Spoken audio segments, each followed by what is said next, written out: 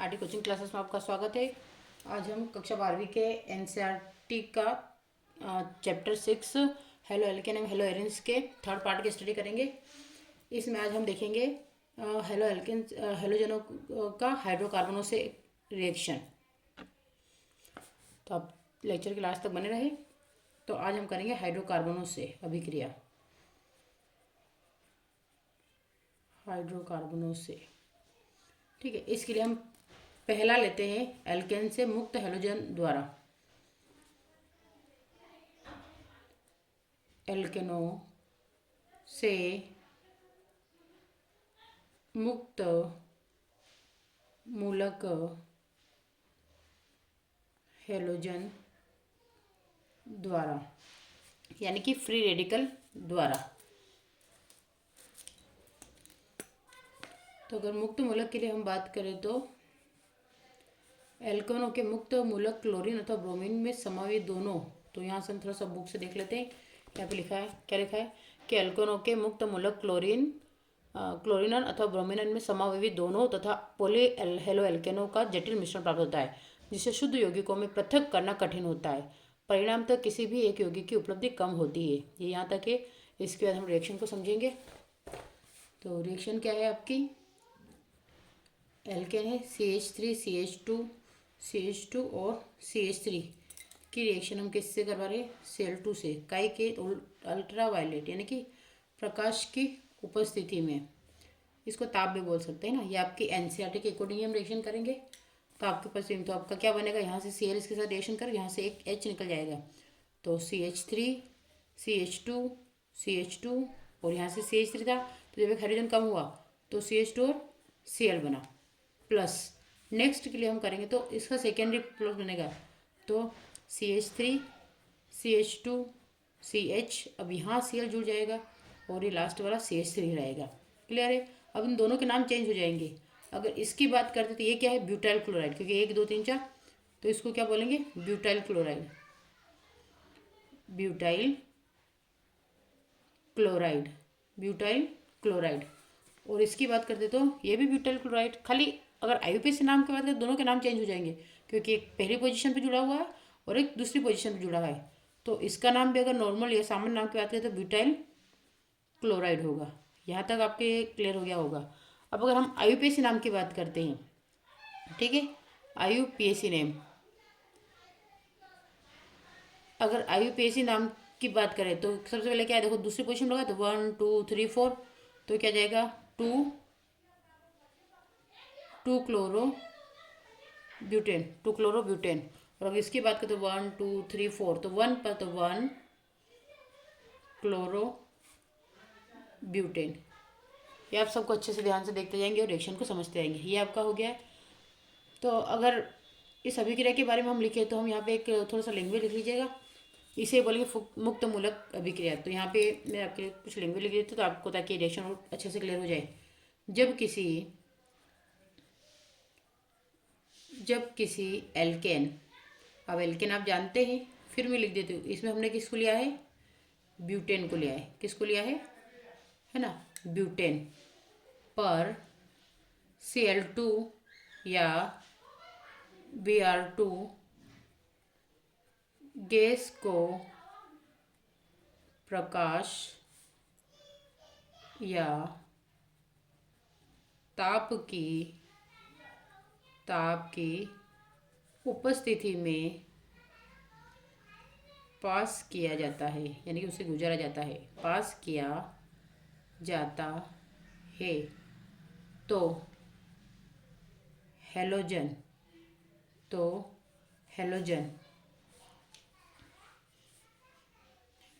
Alkene के, क्योंकि alkene को हटा ना, एल्केन के ही CH3 का हाइड्रोजन हटा था। तो एल्केन के किसी एक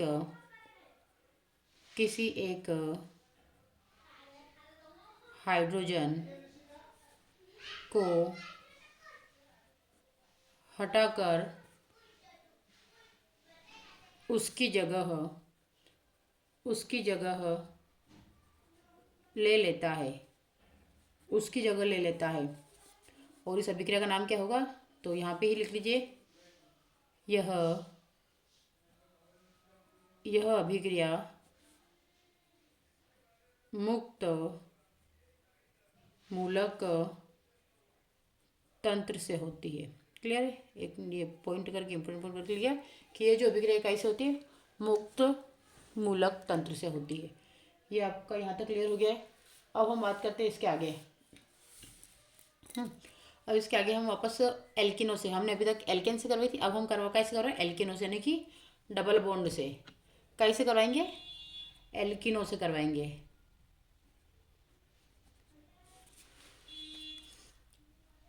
एल्किनो से। तो इसके लिए भी हमारा सेम, लेकिन यहाँ पे दो टाइप का रहेगा। पहला क्या होगा इसका, तो हम यहाँ पे पॉइंट बना लेते हैं। पहला है आपका हाइड्रोजन हेलाइड के संयोजन या योग द्वारा। क्या होगा? योग द्वारा। और ख वाली क्या है, तो सिर्फ हेलोजन के योग द्वारा। ठीक है, इसमें ख वाली क्या है, हेलोजन के संयोजन द्वारा। उसमें हाइड्रोजन हेलाइड के संयोजन द्वारा और उसमें सिर्फ हेलोजन के संयोजन द्वारा।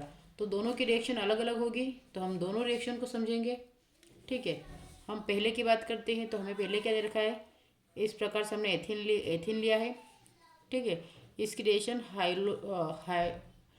हाइड्रोजन हेलाइड से करवाई। इसको हाइड्रोजन हेलाइड, तो हमारा क्या बनेगा, यहाँ से दोनों के साथ में, क्योंकि डबल बॉन्ड टूटेगा तो एक इसके साथ एक इसके साथ, यहाँ पे हमारा कॉम्बिनेशन नहीं सही, तो यहाँ से एक H और यहाँ का हेलोजन जुड़ा, यानी कि यहाँ का हाइड्रोजन जब ये इसे अगर इस बॉन्ड का वितरण करेंगे, इसकी बॉन्ड टूटेगा तो एक इधर जाएगा मुक्त मूलक और एक इधर जाएगा मुक्त मूलक। तो बाकी यहाँ से भी बॉन्ड टूटा तो ये प्लस और ये माइनस, तो दोनों को कॉम्बिनेशन बना के आपस में एक दूसरे से बॉन्डिंग कर लेंगे। और यहाँ पे तो बाकी आपका है ही सही। इसको भी याद रखिए, यहाँ पे क्या है आपका, यहाँ पे H है, यहाँ पे H, यहाँ पे H और यहाँ पे H। क्योंकि एथेन का फॉर्मूला आप जानते हैं क्या होता है, एथेन का फॉर्मूला क्या होता है, C2H6 होता है। तो यहाँ पे आपका अगर 4 दे रखा है, C2H4 दे रखा है, तो यहाँ पे कार्बन डबल बॉन्ड कार्बन के बीच में यही है ना, इस प्रकार से 2 और 2 4। तो इस प्रकार से आपका बना हुआ है, तो ये आप स्पेशली याद रख लीजिएगा। तो इस प्रकार से कॉम्बिनेशन बनाने पर ये होगा। तो यहाँ पे आप लिख सकते हैं, एक लाइन लिख लीजिएगा कि यह मार्कोनिकॉफ का नियम मानता है ना। यह क्या है, मार्कोनिकॉफ का नियम पर मानता है। तो इसमें लिख देंगे कि हाइड्रोजन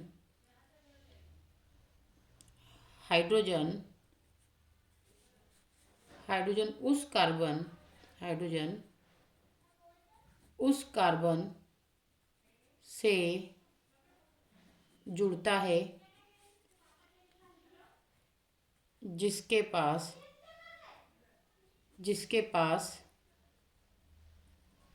पहले से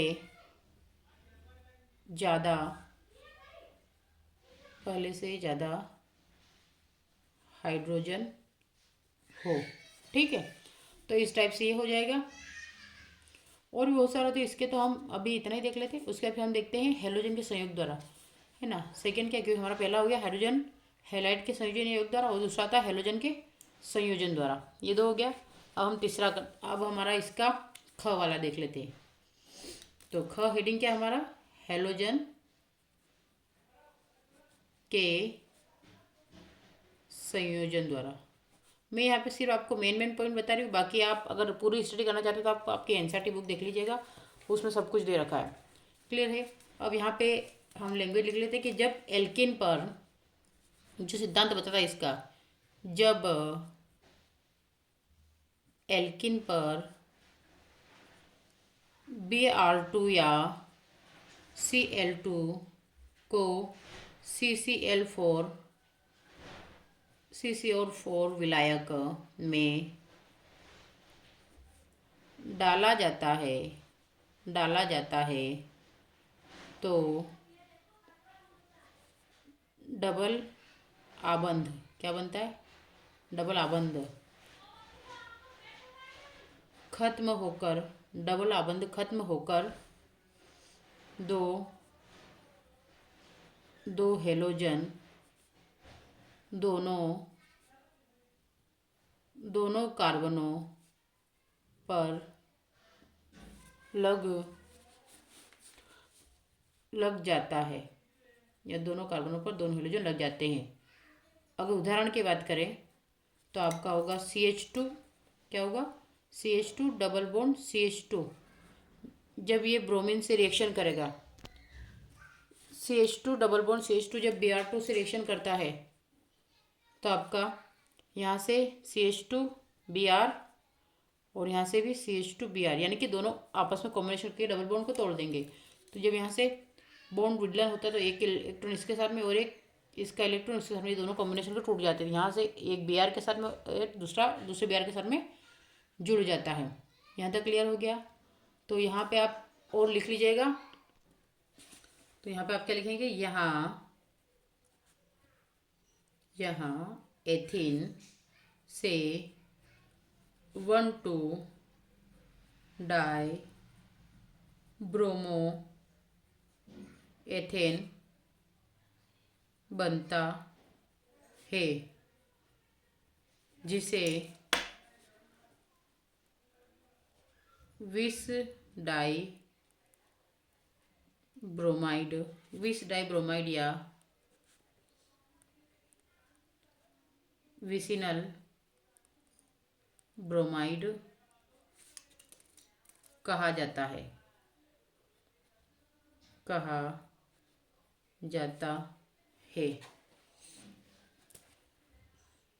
विसिनल ब्रोमाइड कहा जाता है। ठीक है, यहाँ पे नोट करके एक और मोस्ट टाइम पे लाइन लिख लीजिएगा कि यह अभिक्रिया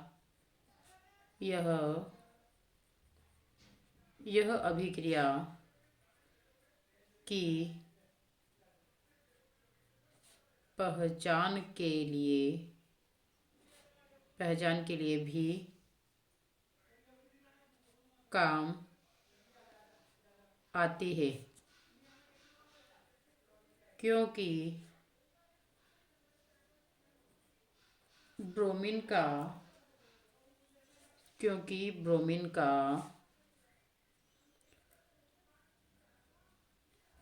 लाल भूरा रंग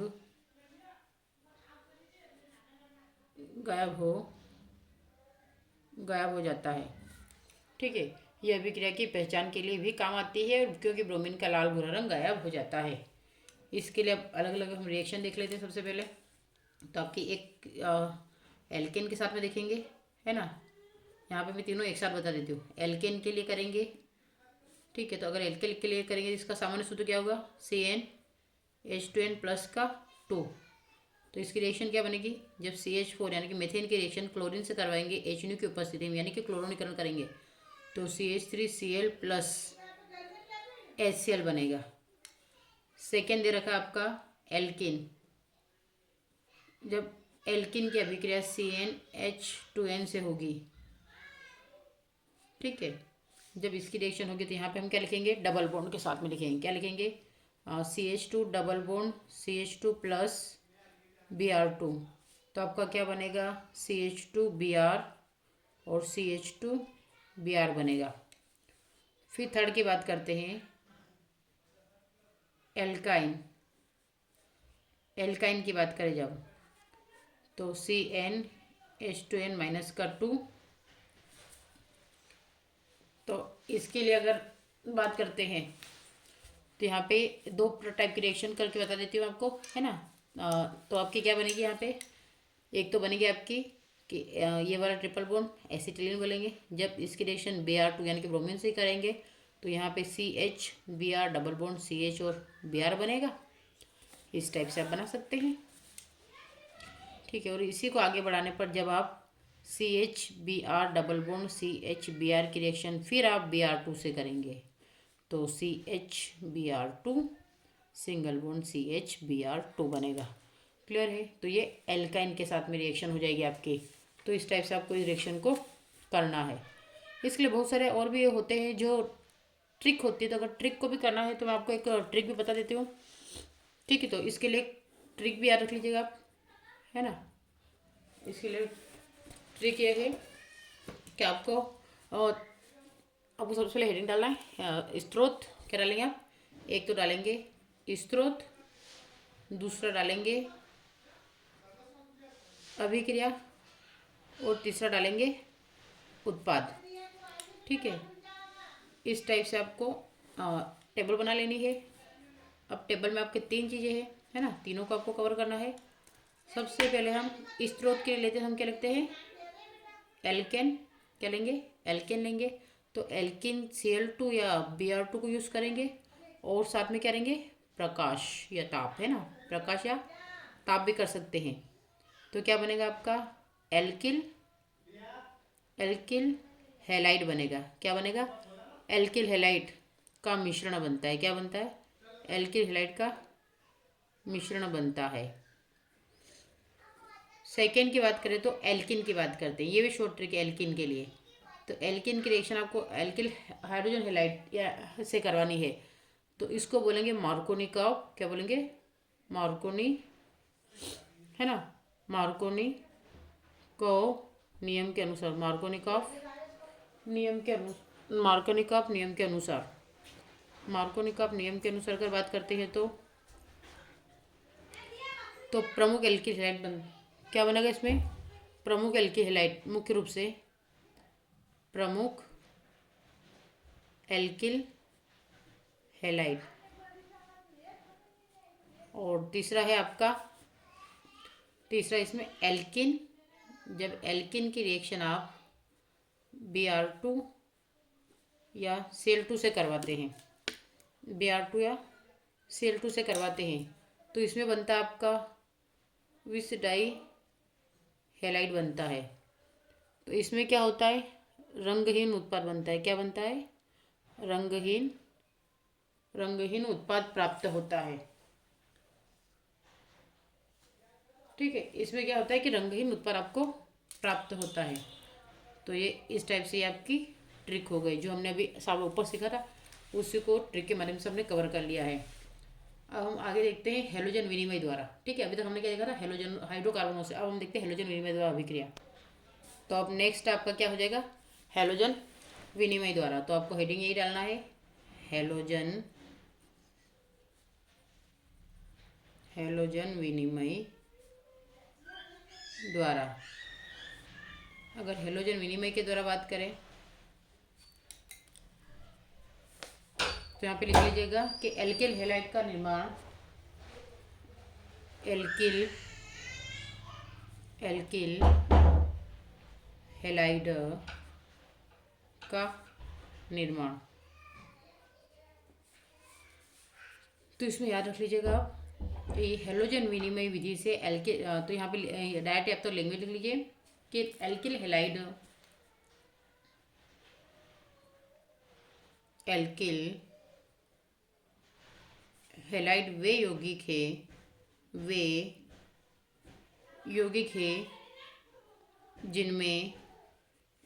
जिनमें जिनमें हाइड्रोकार्बन के किसी हाइड्रोजन परमाणु की जगह एक हेलोजन फ्लोरीन, क्लोरीन, ब्रोमीन या आयोडीन आ जाता है। ठीक है, तो इसके लिए आप मोस्टली एक रिएक्शन करते हैं जो आपकी बुक में दे रखी है ना, एल्किल एल्किल आयो एल्किल आयोडाइडो का विरचन प्राय एल्किल क्लोराइडो या फिर क्या लिखेंगे? ब्रोमाइडो की शुष्क एसीटोन में सोडियम आयोडाइड के साथ अभिक्रिया अभिक्रिया से होता है। इस अभिक्रिया को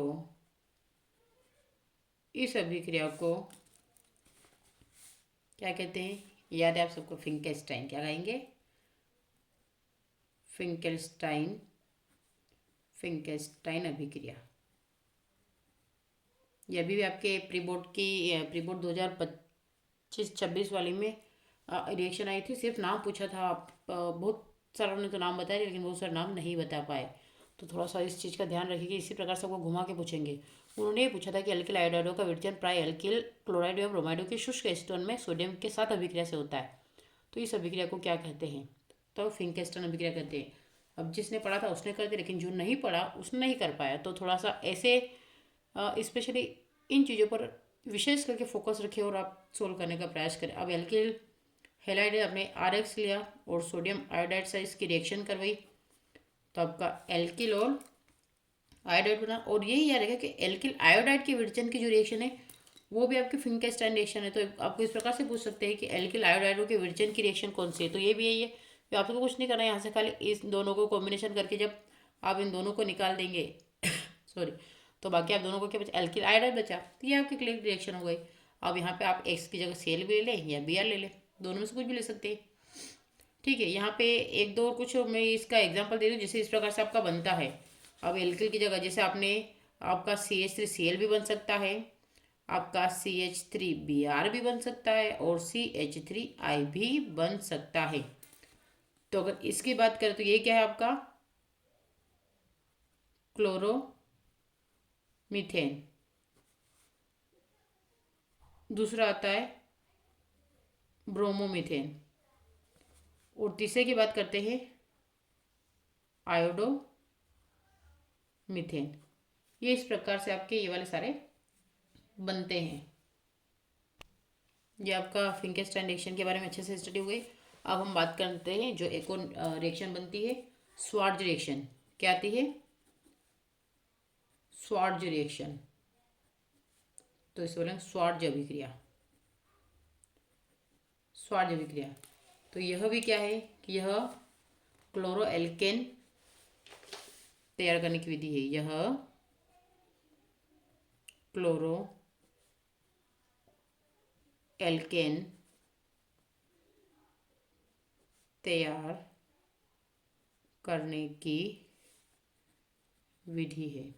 यह क्लोरो एल्केन तैयार करने की विधि है। इसमें जब एल्किल और क्लोराइड की रिएक्शन सिल्वर फ्लोराइड से करवाते हैं तो एल्किल फ्लोराइड बनता है और क्या निकल जाता है आपका? सिल्वर क्लोराइड बन जाता है। तो यहाँ से आपको ये लेना सिल्वर क्लोराइड और तो Ra ऑटोमेटिक क्लियर हो जाएगा। एक और रिएक्शन देख लेते हैं हम। जब आप R है ना, यहीं से दिख जाएगा क्योंकि हम अलग अलग ही करते, पेन का यूज़ करते हैं। Br की रिएक्शन करवाएंगे तो आपका यहाँ से हम ले लेते हैं यहाँ पे Sb। क्या लेंगे?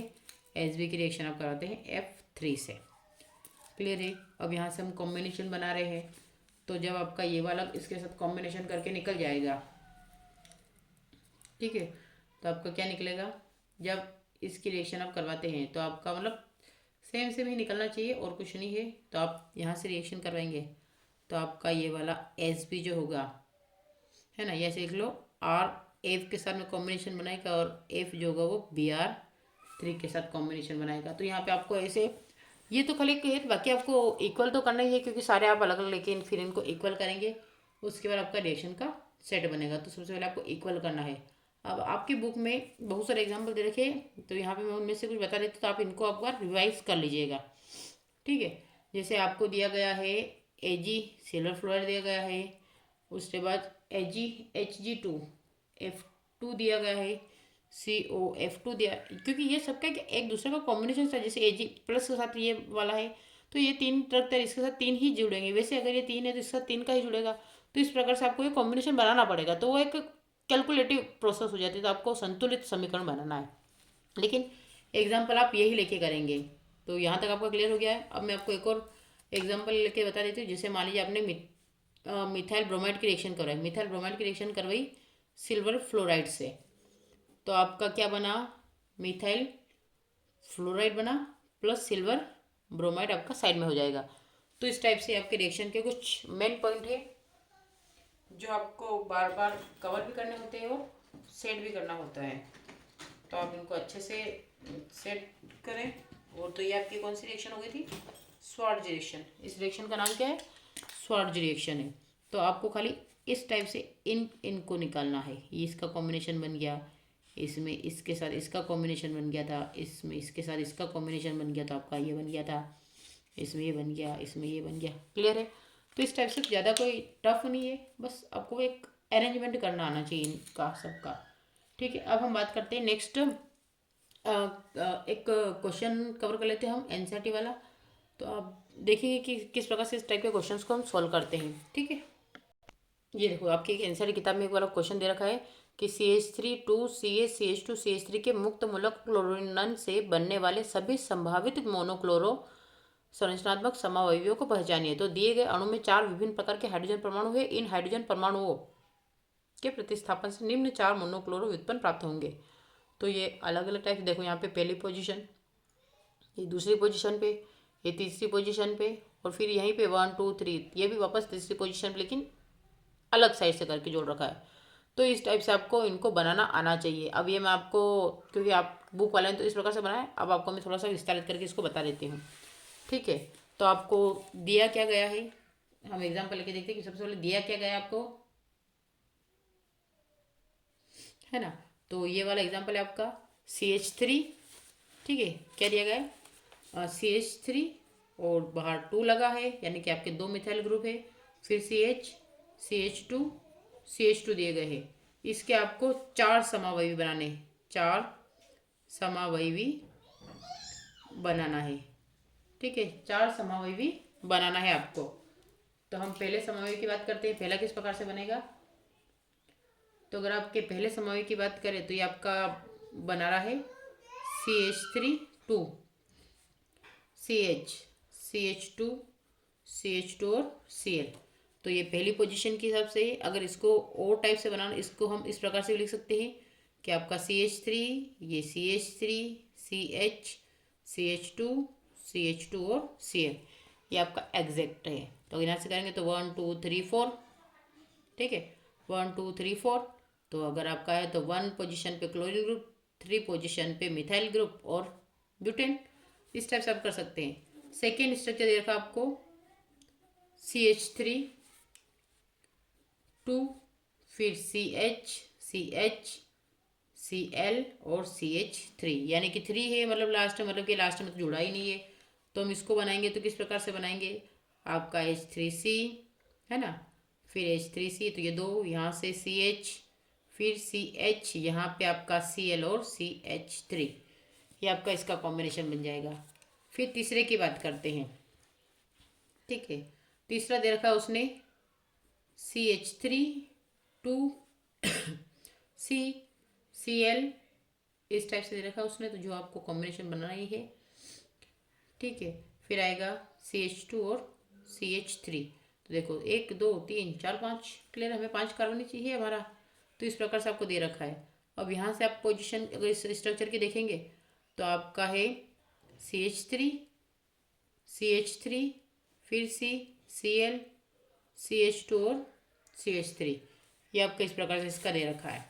फिर नेक्स्ट चौथा, क्योंकि जब ओपन चेन बना के लिखते हैं ना तो हमें थोड़ा सा क्लियरली हो जाता है। बाकी आप अगर ये डिफिकल्ट चेन देखेंगे तो आप आधे तो कंफ्यूज हो जाइए। तो अभी तो मैंने भी नहीं करा है, क्योंकि यहाँ पे जिसने Cl के साथ में कॉम्बिनेशन करके लगा था। जैसे मान लीजिए आपको एक और दिया उसने CH3, फिर CH2 और ब्रैकेट के अंदर Cl, फिर CH2 दिया और फिर CH3 दिया। अब देखो कितना कॉम्प्लिकेशन बना के दिया उसने।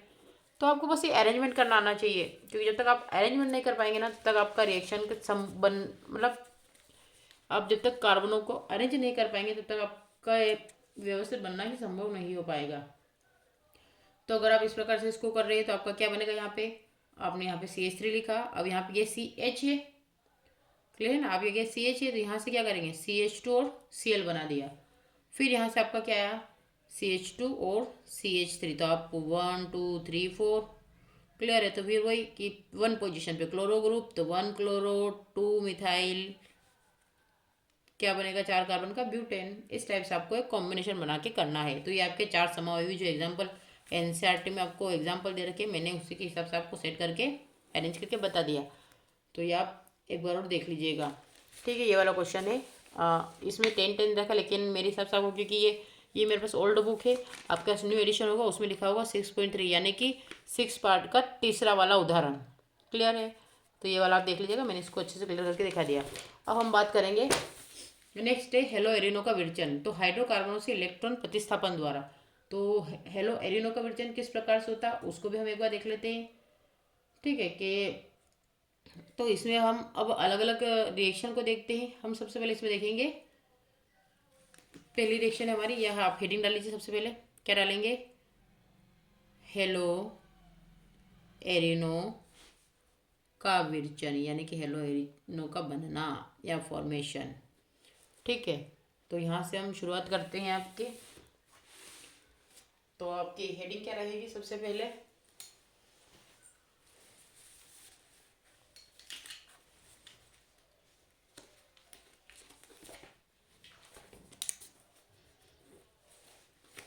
आपकी हेडिंग रहेगी हाइड्रोकार्बनों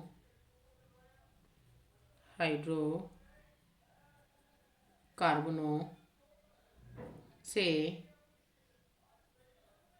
इलेक्ट्रॉन रागी प्रतिस्थापन द्वारा ये वाले आपका ये रहेगा। ठीक है, अब इसके लिए मैं आपको एक रिएक्शन वगैरह करके बता देती हूँ। ठीक है, बाकी आप बुक से लैंग्वेज पढ़ लीजिएगा, जो आपकी बुक में लैंग्वेज दे रखी है ये वाली, कि हाइड्रोकार्बनों से इलेक्ट्रॉन रागी प्रतिस्थापन द्वारा।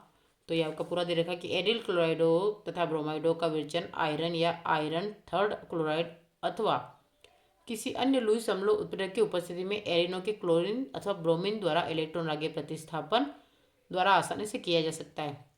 आपको इस प्रकार से पूरी रिएक्शन दे रखी है। तो इस रिएक्शन को एक बार समझा देती हूँ, फिर आप सेट करके लिख लीजिएगा। क्लियर है? तो जब आप रिएक्शन करवाएंगे ना, रिएक्शन देख लेते पहले। ठीक है, तो आप जब बेंजीन रिंग तो और इसमें CH से लगाए, इसको हम क्या बोलेंगे, टोलून बोलेंगे। इसके रिएक्शन जब हेलाइट से करवाएंगे, आयरन की उपस्थिति में बोला उसने, और आयरन की उपस्थिति में कहाँ पे, अंधेरे में, तो अंधेरा। तो यहाँ से आपका हाइड्रोजन निकल के इसके साथ में एक X लग जाएगा।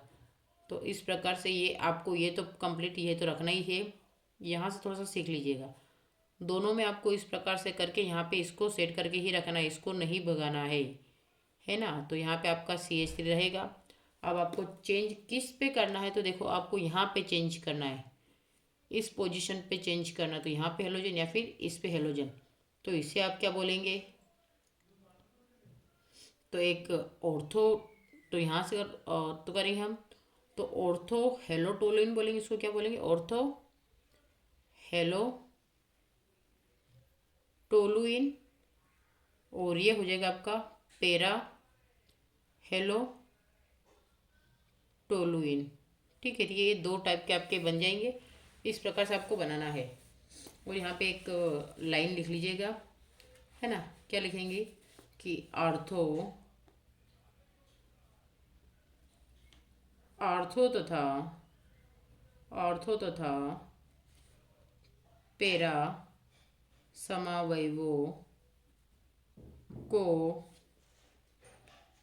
समावयवों को उनके गलनांकों में अत्यधिक अंतर होने के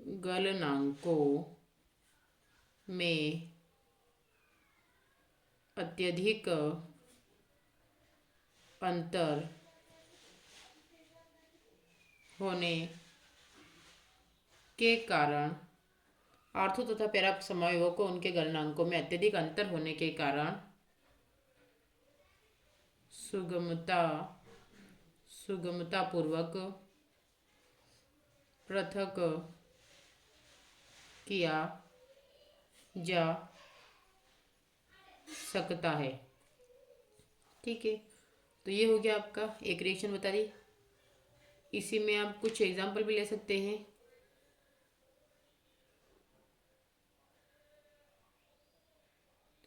और यहाँ पे जब अगर हम खाली आयोडीन लेंगे ना, तो आयोडीन के लिए स्पेशल एक लाइन याद रख लीजिएगा, क्या कि जब ये लिख लीजिएगा कि आयोडीन आयोडीन के आयोडीन के साथ आयोडीन के साथ अभिक्रिया उत्क्रमणी होती है।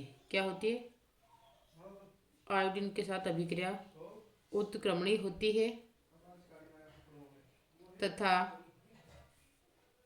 इस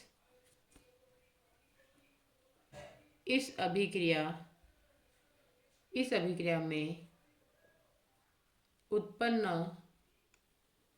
HI को ऑक्सीकृत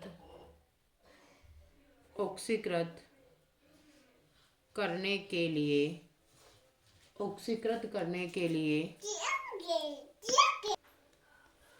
ऑक्सीकृत करने के लिए ऑक्सीकृत करने के लिए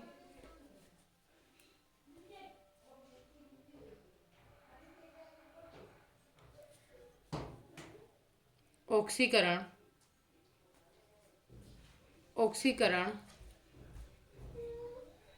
यानी कि HNO3 और HiO3 की आवश्यकता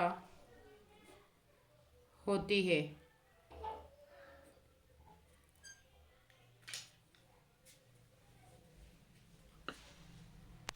और इसी रिएक्शन के लिए आप सेकेंड पॉइंट बना के भी लिख लीजिएगा, क्योंकि ये भी महत्वपूर्ण है, क्योंकि आपसे पूछा जाएगा। तो इसमें भी देख लीजिएगा कि इस प्रकार की जो अभिक्रिया होती है, क्योंकि जो फ्लोरीन होते हैं वो नहीं देते हैं। फ्लोरीन क्यों नहीं देते हैं? तो यहाँ पे लाइन लिख लीजिएगा कि फ्लोरीन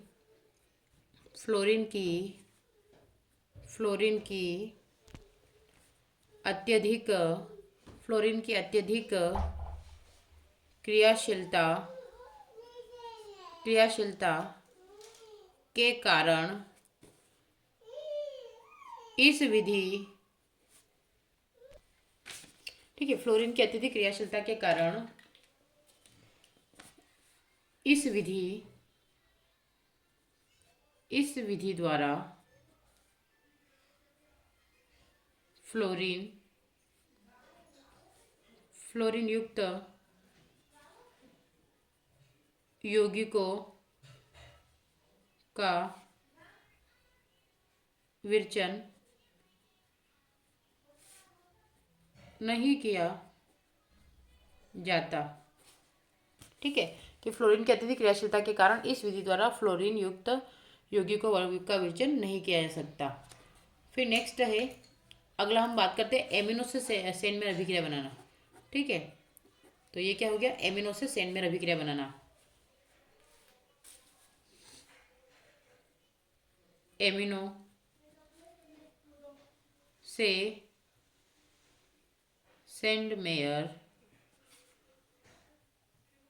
अभिक्रिया द्वारा एमिनो से सेंडमेयर अभिक्रिया द्वारा इसमें लिखिएगा, जब ठंडे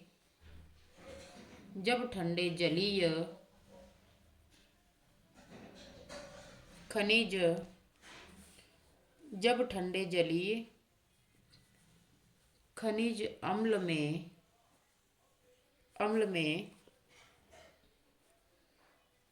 घुली हुई किसी प्राथमिक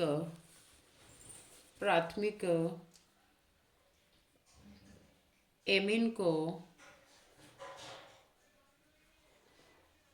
सोडियम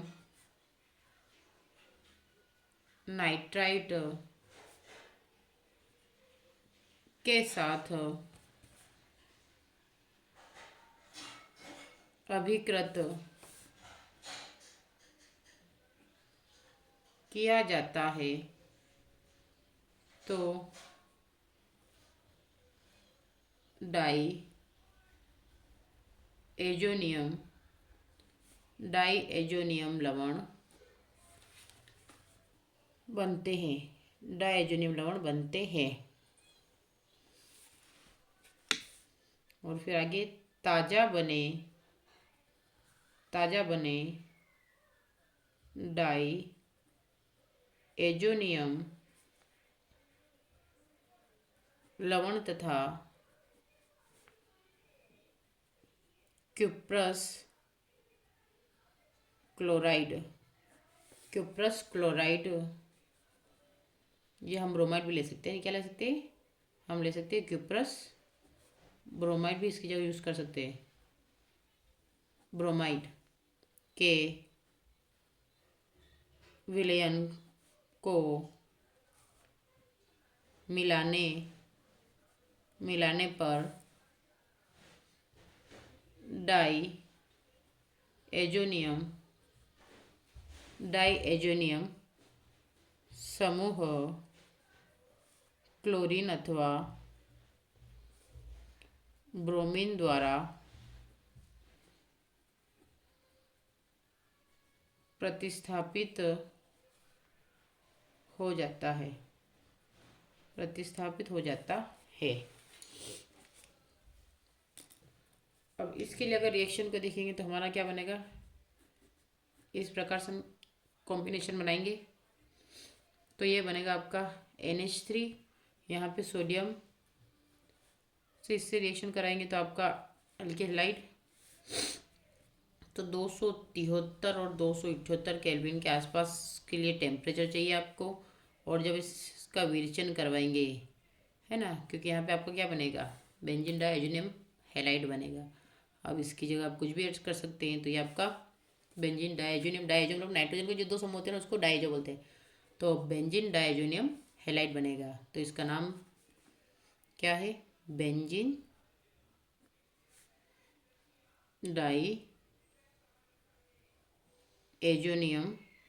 डाइएजोनियम हैलाइड। क्लियर है? इस टाइप से आप ये बना सकते हैं। इसके लिए मैं आपको एक और एग्जांपल दे देती हूँ इसी का। तो इस रिएक्शन के एक और अन्य एग्जांपल के द्वारा भी समझ सकते हैं। जब हम अब आगे बेंजीन डाइएजोनियम, यानी जो हमारा क्या हो रहा है, बेंजीन डाइएजोनियम बना, इसकी रिएक्शन करवाएंगे। जब हम बेंजीन डाइएजोनियम की रिएक्शन करवाएंगे किससे, क्यूप्रस हैलाइड से जब रिएक्शन करवाएंगे तो हमारा क्या बनेगा,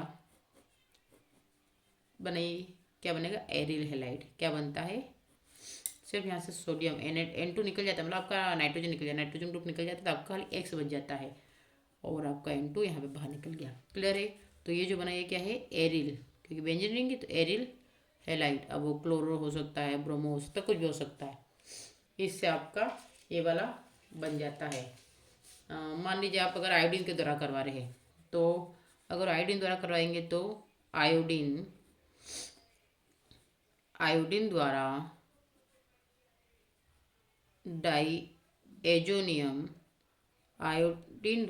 डाइएजोनियम समूह के प्रतिस्थापन के लिए, क्योंकि ये रिएक्शन आसानी से नहीं होगी, के लिए आपको क्यूप्रस हैलाइड जो लिया आपने, क्यूप्रस हैलाइड की उपस्थिति की आवश्यकता नहीं होती तथा इसे सामान्यतः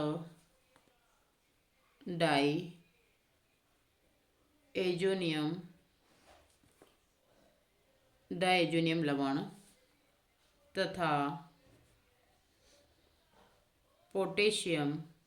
आयोडाइड के विलयन को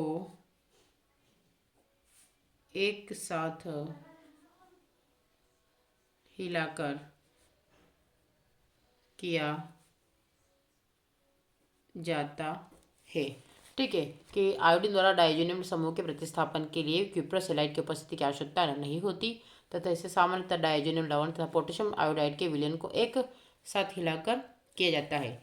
तो इसके लिए भी आपका बनेगा तो वही, लेकिन आप बनाएंगे कैसे, यहाँ से जब डाइजेनियम हेलाइड लेंगे आप, ठीक है, क्योंकि लेना तो आपको डाइजेनियम है, तो एजेनियम हेलाइड जो लेंगे आप, तो इसकी रिएक्शन आप क्या से पोटेशियम हेलाइड से करवाएंगे, तो आपका क्या बनता है, यहाँ से आपका बनता है, क्या बनता है आपका आयोड, है ना, एरियल आयोडाइड बनता है और आपका नाइट्रोजन निकल जाता है।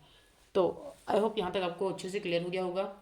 अब मैं आपको कुछ रिएक्शन देती हूँ, तो आप उनको सॉल्व करके मेरे को बताइएगा, उसके बाद फिर हम नेक्स्ट देखते हैं, थोड़ा बहुत उससे कवर करेंगे, ठीक है। इससे पहले हम एक रिएक्शन और कर लेते हैं, जैसे डिजेब का नियम, जिसे आप अच्छे से जानते हैं, लेकिन इसे एग्जाम में विलोपन अभिक्रिया या बीटा विलोपन अभिक्रिया के नाम से पूछा जाता है, जो महत्वपूर्ण है आपके बोर्ड एग्जाम के लेवल के हिसाब से। तो अब हम कौन से सेटजेब का नियम कर लेते हैं एक बार, है ना। सेटजेब का नियम होता क्या है, तो इसको देख लेते हैं सबसे पहले। सेट जेफ का नियम, और इसे ही अन्य नाम किस नाम से जानते हैं, जस्ट अभी बताया मैंने, किस नाम से जानते हैं, बीटा विलोपन अभिक्रिया, बीटा विलोपन, बीटा विलोपन अभिक्रिया, बीटा विलोपन अभिक्रिया के नाम से भी इसको जाना जाता है।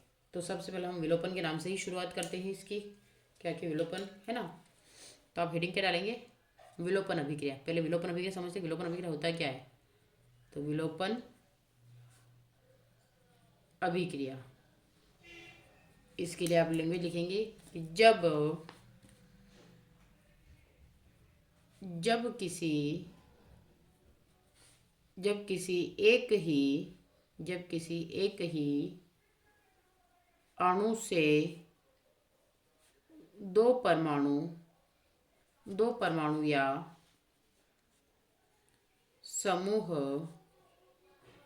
समूह निकल जाते हैं, तब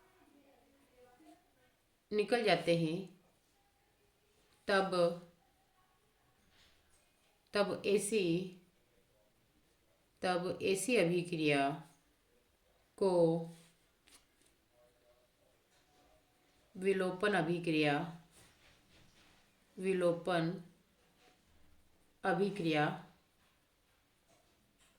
कहते हैं। कि जब किसी एक ही अणु से दो परमाणु या समूह निकल जाते हैं, तब ऐसी अभिक्रिया को विलोपन अभिक्रिया कहते हैं। और हम बात करते हैं बीटा विलोपन अभिक्रिया के लिए। तो बीटा विलोपन अभिक्रिया क्या होती है, बीटा विलोपन अभिक्रिया,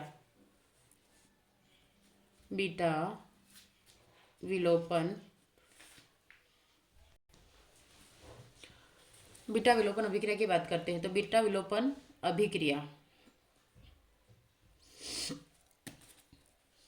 जब हेलो एल्केन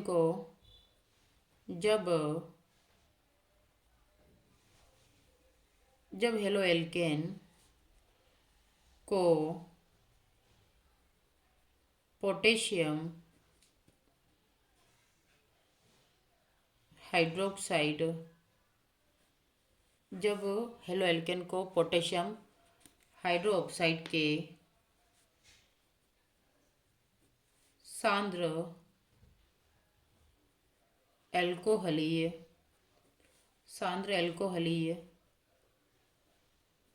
विलयन के साथ गर्म करते हैं,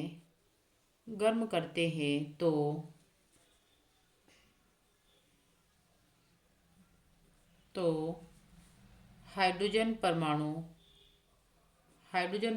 का बीटा कार्बन से तथा अल्फा कार्बन से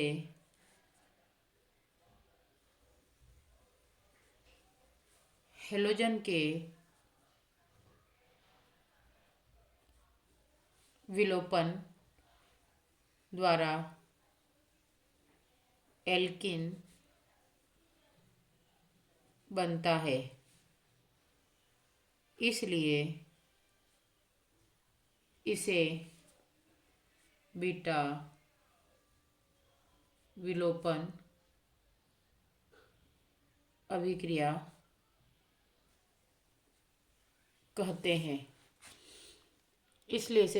अभिक्रिया कहते हैं। अब हमारा आता है मेन सेटजेव का नियम, जिसे हम एको नाम से भी जानते हैं। तो हम आगे हम स्टडी करेंगे इसकी भी कि सेटजेव का नियम होता क्या है ना। ये पहले आप देख लें विलोपन अभिक्रिया क्या होती है। तो जब किसी एक ही अणु से दो परमाणु या समूह निकल जाते हैं तब इसे अभिक्रिया को विलोपन अभिक्रिया कहते हैं। बीटा विलोपन, तो जब हेलो एल्केन को पोटेशियम हाइड्रोक्साइड के शांत अल्कोहलिक विलयन के साथ गर्म करते हैं तो हाइड्रोजन परमाणु का बीटा कार्बन से तथा अल्फा कार्बन से हेलोजन के विलोपन द्वारा एल्किन बनता है, इसलिए इसे बीटा विलोपन अभिक्रिया कहते हैं। अब सेट जेफ का नियम। सेट जेफ का नियम, यदि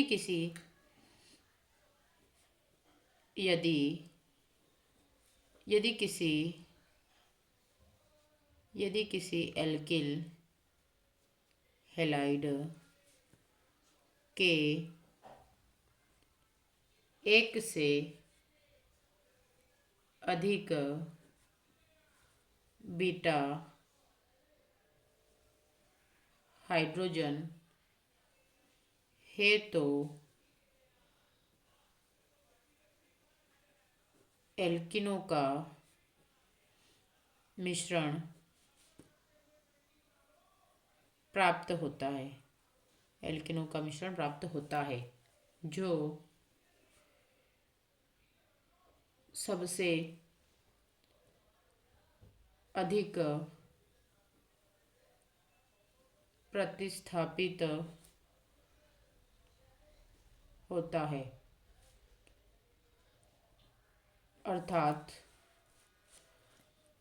अर्थात उस बीटा कार्बन से विलोपन होता है जिसमें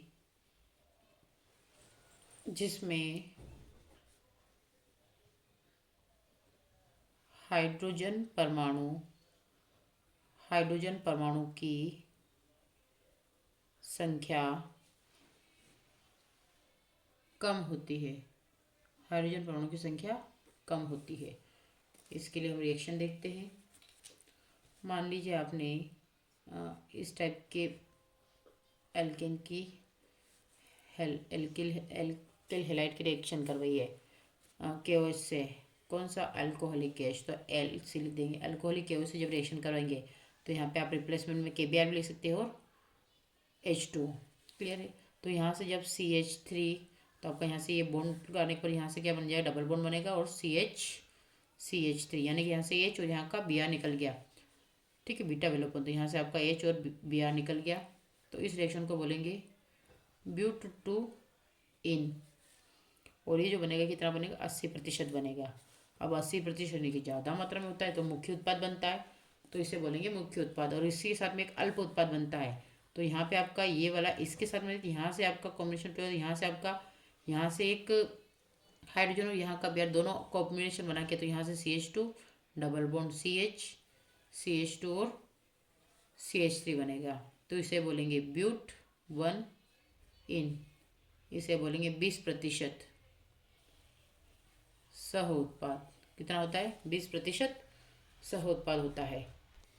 अब यहाँ पे एक मोस्ट टाइम पे क्वेश्चन ये वाला 10.2 का एल्कोहल तथा पोटेशियम आयोडाइड की अभिक्रिया में सल्फ्यूरिक अम्ल का उपयोग क्यों नहीं करते? क्या है? अल्कोहल तथा KI की अभिक्रिया में सल्फ्यूरिक अम्लों का उपयोग क्यों नहीं करते? तो इसके लिए आप ये आंसर देख लीजिएगा। क्या लिखा है? ये वाला है ना कि 2KI, यहाँ से आप इसका आंसर लिख लेगा कि potassium iodide plus sulphuric acid जो होता है तो इसमें से 2KHSO4 प्लस 2KHI निकल जाता है आपका। और यहाँ पे अगर इसकी बात करते हैं तो यहाँ पे जल और आयोडीन और सल्फर डाइऑक्साइड होता है। इन अभिक्रिया में सल्फ्यूरिक अम्ल एक ऑक्सीकारक है। यह अभिक्रिया के दौरान निर्मित हाइड्रोजन आयोडाइड को आयोडीन से ऑक्सीकृत कर देता है एवं HI तथा अल्कोहल की क्रिया से एल्किल हैलाइड के निर्माण को रोकता है। तो ये इसका आंसर हो जाएगा कितना? तो आपका इसमें शायद 6.2 करके पाठ्यनीति प्रश्न लिए हुए हैं, उसमें से इसका आंसर है। तो आप इसको अच्छे से कर लीजिएगा। नेक्स्ट है, अब हम अगला क्वेश्चन की बात करते हैं। किसका द्विध्रुव आघूर्ण सर्वाधिक होगा? क्या है? किसका द्विध्रुव आघूर्ण सर्वाधिक होगा। तो किसका द्विध्रुव आघूर्ण सर्वाधिक होगा, इसके लिए देखते हैं हम। सबसे पहले CH2Cl2, दूसरा है CHCl3 और तीसरा है CCl4। हम सबसे पहले इसके स्ट्रक्चर बनाएंगे, ठीक है। तो यहाँ से आपने ये वाला लिए, अब आपको यहाँ पे इस प्रकार से दिया है। तो पहला दिया है Cl के साथ में, दूसरा भी Cl के साथ में, तीसरा हाइड्रोजन के साथ में, चौथा हाइड्रोजन सब। तो याद रखो ये इस टाइप से है। अब यहाँ से हम देखेंगे इलेक्ट्रॉन विड्रॉइंग ग्रुप कौन सा, इलेक्ट्रॉन यानी कि इलेक्ट्रॉन देने वाला ग्रुप कौन सा, लेने वाला। तो ये वाला देने वाला ग्रुप है, यानी कि यहाँ से इलेक्ट्रॉन क्या होंगे, देगा। ये क्या देगा, ये इलेक्ट्रॉन को देगा। ये हाइड्रोजन है, ये भी पॉजिटिव वाला, तो ये भी इलेक्ट्रॉन को देगा। नेगेटिव वाला इलेक्ट्रॉन को खींचेगा, यहाँ से इलेक्ट्रॉन को खींचेगा। और ये वाला भी क्या करेगा, इलेक्ट्रॉन को खींचेगा। ये क्लियर हो गया। तो ये वाला इसकी बनाते हैं, इसके स्ट्रक्चर की बात करते हैं। तो यहाँ पे देख लेते हैं हम। तो यहाँ पे भी ये Cl, यहाँ पे हाइड्रोजन, यहाँ पे Cl और यहाँ पे भी Cl। अब यहाँ पे देखो कितने ज़्यादा है। तो ये भी इलेक्ट्रॉन को खींचने वाला ग्रुप, ये भी इलेक्ट्रॉन को खींचने वाला और ये भी इलेक्ट्रॉन को खींचने वाला। इलेक्ट्रॉन देने वाला ग्रुप कौन सा है, खाली ये वाला। इसके बाद बात करते हैं हम तीसरे वाले की। तो यहाँ पे भी देख लेते हैं, ये कार्बन के साथ में चारों इलेक्ट्रॉन Cl और Cl। तो ये सारे ही क्या करेंगे, ये यहाँ से इस इलेक्ट्रॉन को ले लेगा, यहाँ से ये भी इलेक्ट्रॉन को ले लेगा, यहाँ से ये भी इलेक्ट्रॉन को ले लेगा और यहाँ से ये भी इलेक्ट्रॉन को ले लेगा। तो बचा क्या, तो हम इन तीनों के बारे में अलग अलग स्टडी करेंगे, है ना। तो यहाँ पे हम इस टाइप से एक टेबल बना लेंगे और तीनों के बारे में देखेंगे। पहले हम देखते हैं फर्स्ट वाले के बारे में। तो इसको क्या है, CH2Cl2 में दो क्या है, CCl का परिणामी द्विध्रुव आघूर्ण 2 CH द्विध्रुवों की अपेक्षा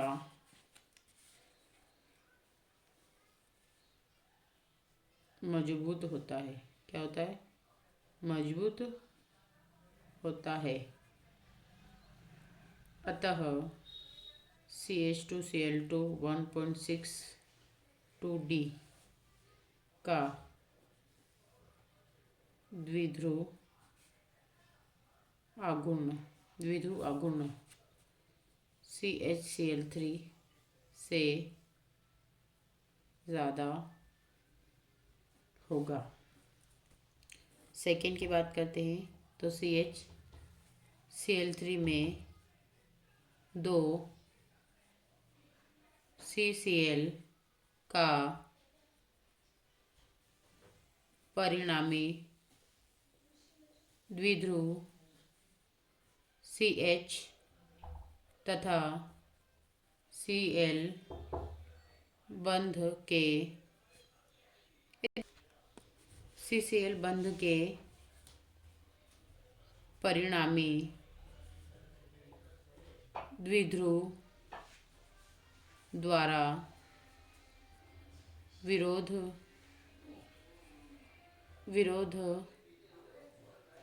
किया जाता है, द्वारा विरोध किया जाता है, ठीक है। फिर आता है इसलिए अंतिम अनुमानित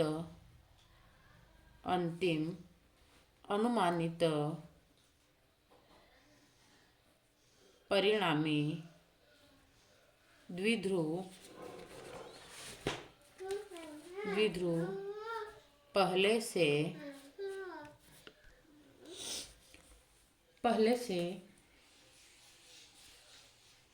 पहले ये कम होगा। क्या होगा, पहले ये कम होगा। इसलिए CHCl3 में निश्चित द्विध्रुव आघूर्ण 1.03D होगा। ये हमारा दूसरा वाला हो गया है। अब हम बात करते हैं तीसरे वाले की। तो तीसरा वाला क्या होगा, CCl4 सममित है, CCl4 सममित है तथा